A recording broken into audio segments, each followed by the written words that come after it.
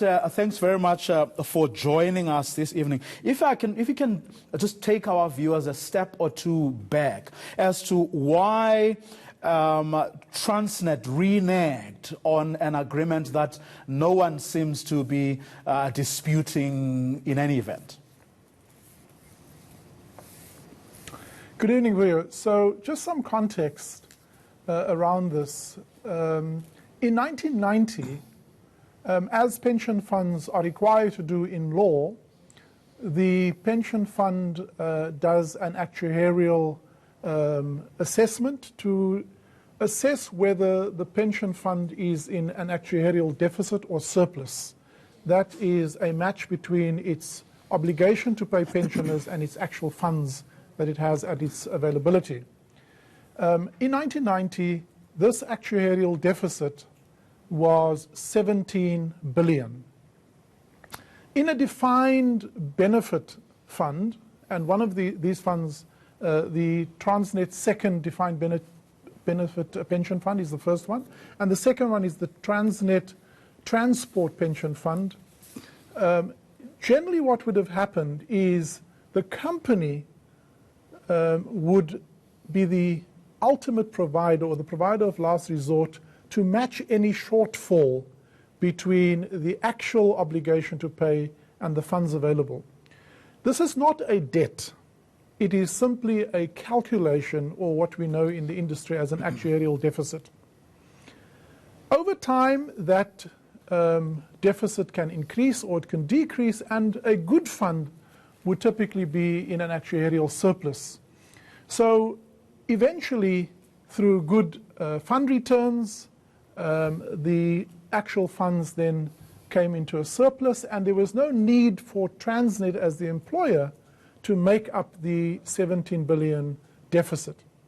And so this is not an asset or a liability or a debt in respect of the pension funds against Transnet. And when a fund is healthy and can match its assets and its liability, that's the best state to be. The class action by a number of these pensioners is to claim that 17 billion as an actual debt and to then add interest to it. And so just for absolute correctness, this is not a debt. It is a calculated deficit which over time, thankfully, is now in surplus. That's the first component of the claim. The second component of the claim is a 2% annual increase.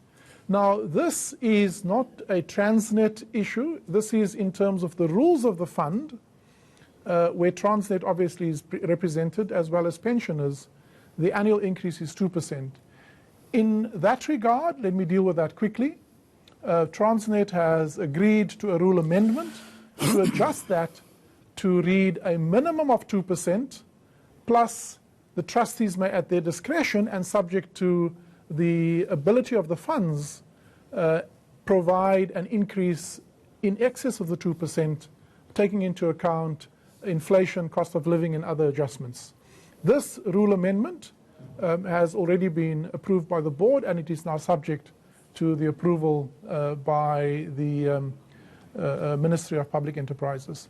On the first issue, the demand by the class action is that Transnet makes a once-off payment, an uplift to the pensioners. And the demand that they make, quite frankly, if we had to implement that, would then put the fund back into deficit. And given the fact that one of these funds is already closed funds, there is no further contribution to these funds, and therefore, effectively, it would again place these funds at risk. In this regard, Transnet is negotiating with the representatives of the class action and is putting forward a proposal to make a once-off bonus payment to the pensioners to address some of the empathy that we as an employer have towards the beneficiary of these funds. But to be clear, there is no legal demand in either of the two claims. Okay, I mean, the latter part makes perfect sense for someone like me who doesn't really understand the issues you have just spoken to in the detail that you have explained them. But the former part, the first part of your answer, isn't that what is problematic? Isn't that what the representatives of the class action call you being technical about things, instead of putting in a very simple and straightforward manner what it is that you are putting on the table, and then get them to say yay or nay to that? Why, in your view, has there been this delay that has come with a great deal of acrimony lately? Well, this is not a technical position. This is the actual position in terms of the rules of the fund. There is no free money.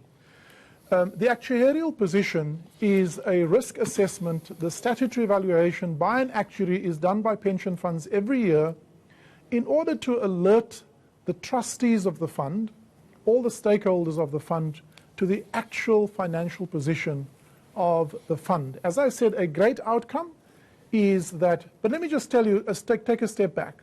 The actuarial deficit or surplus makes an assumption that if the fund had to pay out all the benefits to its members, whether it will have the funds to respond to that.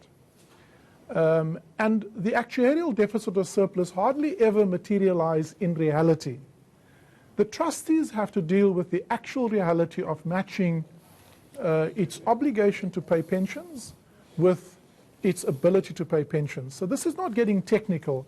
And the second point I want to make is that there are multiple stakeholders to this, not just those pensioners who are part of the class action. And so any action will have an implication on some of the stakeholders. As I said, there's no free money.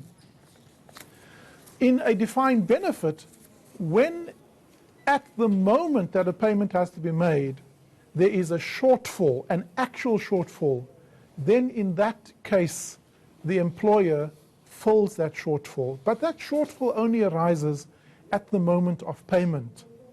Right now, the fund is in surplus, and therefore no actual shortfall exists for its current obligation. So one has to be clear about that. I think the second point that I wish to make is that Transnet is extremely empathetic to the position of its pensioners, which is why we are proposing the rule amendment. As a board, we are supporting the proposal that has come to us. That is supported by the trustees as well as the company. And that will give a more equitable annual adjustment to the payment and not limit us to the 2%. The second thing is Transnet has in the past made ex gratia payments to give top-up and bonus payments. Just this year, to give you a sense of the goodwill that we are trying to build, is in April, Transnet gave a discretionary bonus payment of 10% to all its members in those funds, and in October a further 15%. So I think, Transnet is, and in fact I must also say that the parties are significantly closer in terms of finding itself, and we believe that with sufficient goodwill on both sides, this matter will be resolved in the next few months. Okay, very, very quickly, Edward, when do you intend tabling that proposal to the claimants, number one? Number two, what happens if they reject it? What are the options still? Well, we will continue as we do, sit around the table and continue with good faith negotiations. Clearly, the class action, which has already been ruled on by the court, and that's why the parties are back at the table. But ultimately, those who are the plaintiffs in the class action will have the right to go back to the court. But we are confident that there's enough goodwill around the table for the parties to find each other and to find a solution which is equitable. Transnet has put a proposal on the table, and clearly we can't be public about what that is, because that would be unfair and compromise the actual trustees as well as the lawyers to socialize our proposal with its members and particularly those who are part of the class action.